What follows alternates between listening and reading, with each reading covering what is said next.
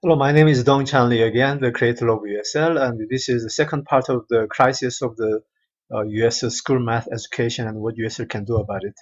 I'm going to speak very fast, so feel free to pause on your line.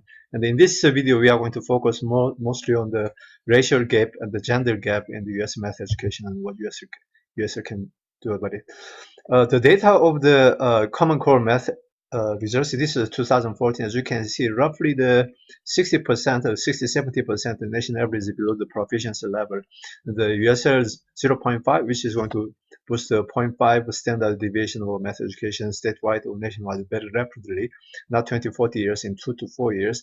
The bottom one in the roughly about 30%, a large part of it, 20-30%, can be eliminated and boosted up very rapidly.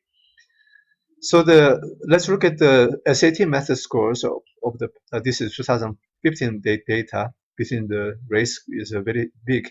White black about the 1 standard deviation, Asian and black standard deviation 1.5 standard deviation. This is roughly equivalent to about the 2 years average difference and the 3 years average difference possibly.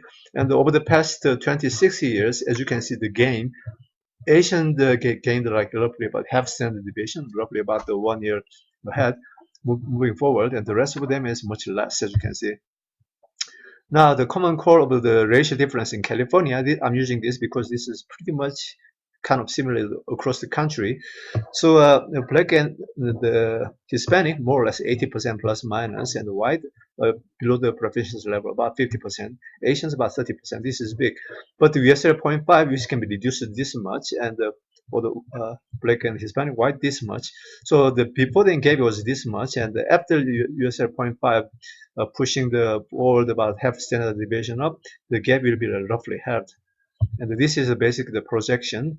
And for the SAT score over the past 40-45 years of a male-female difference, standard deviation is roughly 0.28 standard deviation in the recent years, which is like 1/4 or 1/3 year average females behind, much less than the racial gap, but still is there.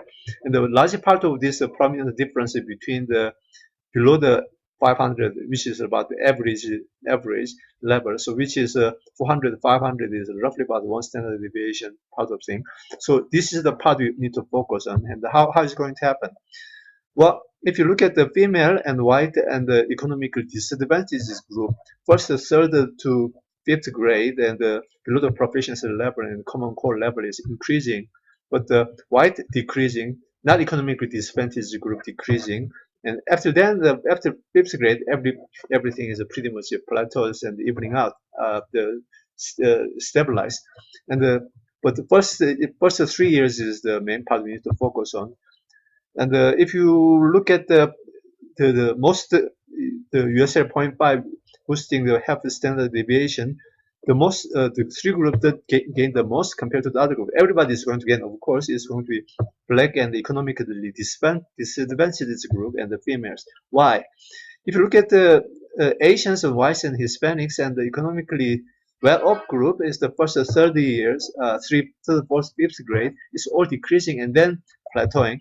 But the females and blacks and economically disadvantaged group, third, fifth, fourth, fifth grade, and is going to be increasing and then reaching the plateau.